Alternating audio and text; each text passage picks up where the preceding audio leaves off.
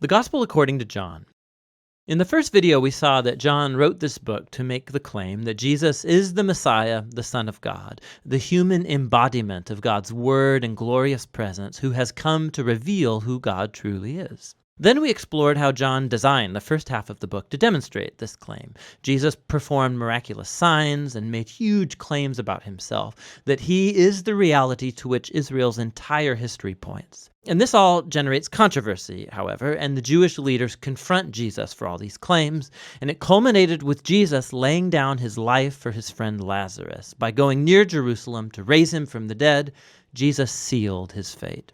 And so once the plot to murder Jesus is set in motion, we come into the book's second half. The first part focuses entirely on Jesus' final night and last words to the disciples, as he tries to prepare them for his coming death. Jesus performs this shocking act at dinner. He takes on the role of a common servant by kneeling down to wash their dirty feet, something that in their culture a superior rabbi would never do for his disciples. And Jesus says it's a symbol of his entire life purpose, to reveal the true nature of God as a being of self-giving love.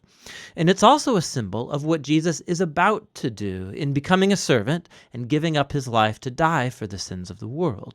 And so this act leads to his great command to his disciples that they are to follow him by loving one another as he has loved them.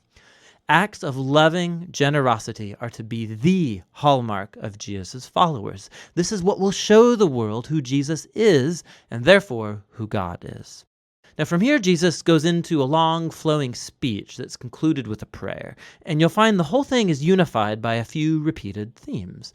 Jesus keeps saying that he's going away, which makes the disciples sad, but Jesus says it's for the best because it means that he will send the Spirit, also known as the Advocate.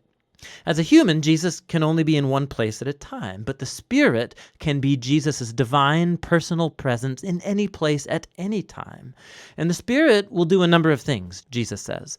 So remember, for John, the unique deity of the one God consists of that loving, unified relationship between the Father and the Son. Jesus says the Spirit is that loving personal presence that will come to live in his people and draw them into the love between the Father and the Son. And so, Jesus says, his disciples are the ones who abide or remain in that divine love, the way that branches are connected to a vine. He's describing here how the personal love of God can permeate a person's life, healing, transforming, and making them new.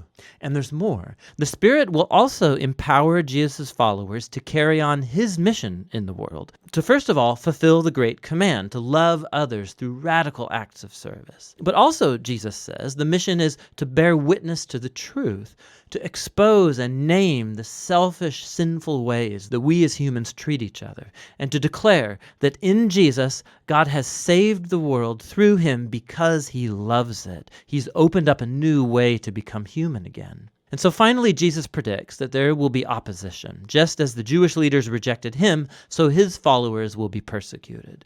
But he tells them not to be afraid because he has already conquered or gained victory over the world. Now, what does Jesus mean by victory here? He doesn't say. But it leads us into the final section of the book where John shows us what victory looks like Jesus style. The Jewish leaders send soldiers to Jesus and his disciples to arrest him. And when the soldiers ask which one Jesus is, he declares, "I am," and they fall backward. Now this is brilliant on John's part. These words are the culmination of 2 sets of 7 instances where Jesus has used that very phrase. And it all highlights one of John's core claims about Jesus. The words I am, or in Greek ego eimi, they're the Greek translation of the Hebrew personal covenant name of God that was revealed to Moses back in Exodus chapter 3. It was also repeated many times in Isaiah. And John has strategically placed 7 moments in his story where Jesus says, I am, followed by some astounding claim. I am the bread of life. I am the light of the world, the gate for the sheep, the good shepherd, the resurrection, the way, the truth, and the life, the true vine. And John's also designed 7 other stories that have key moments where Jesus says simply, I am, echoing this divine name. And so here, this occurrence as Jesus is arrested, it's the ironic climax of all of them, because Jesus reveals his divine name and power and victory precisely at the moment that he gives up his life. After this, Jesus is put on trial for his exalted claims to be the Son of God and the King of Israel, first before the high priest and then before the Roman governor Pilate, who has to take seriously anyone who's charged with claiming to be the King of Israel. And Jesus tells Pilate that my kingdom is not from this world, meaning that he is a king and that his kingdom is for this world, but it's radically different value system, its redefinition of power and greatness. None of this is derived from this world. Rather, they are defined by God's character that Jesus has revealed through his upside-down kingdom, which is epitomized by the cross. It's the place where the world's true king conquers sin and evil by letting it conquer him. And Jesus gains victory over the world through an act of self-giving love. After this, Jesus' body is placed in a tomb that is then sealed. And on the first day of the week, Mary and then later the other disciples discover that the tomb is strangely open and then empty. And then Mary, all of a sudden, she meets Jesus. He's alive from the dead.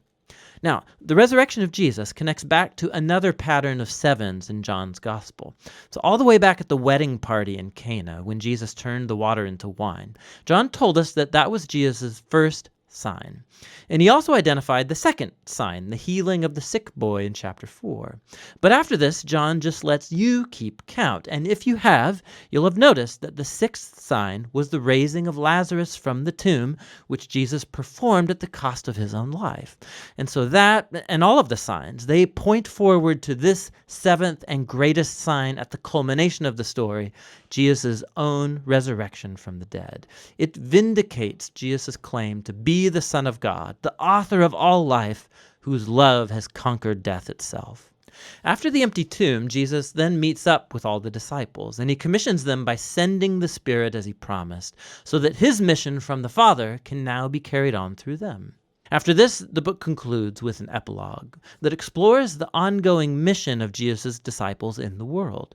So a number of them are fishing, and they're not catching anything. And so Jesus appears to them on the shore. They don't recognize him, though. And he tells them to cast their net on the other side of the boat. And when they obey him, they catch a huge amount of fish, and it's only then that they recognize him as Jesus. Now, John's offering here a picture of discipleship to Jesus. His followers will be most effective in the world when their focus is not on their work as such, but on simply listening for Jesus' voice and obeying him when he speaks. That's when they will truly see him at work in their lives. After this, Jesus talks with Peter and then commissions him as a unique leader in the Jesus movement, indicating that he too will give up his life one day. But in contrast to Peter, the last moments of the story focus on the author of this gospel, the disciple whom Jesus loved. And unlike Peter, his job was not to lead the Jesus movement, but rather to spend his long life bearing witness to Jesus so that others might believe in him. And that's actually what he's done right here by authoring this amazing story about Jesus, the Messiah, the Son of God. And that's what the Gospel of John is all about.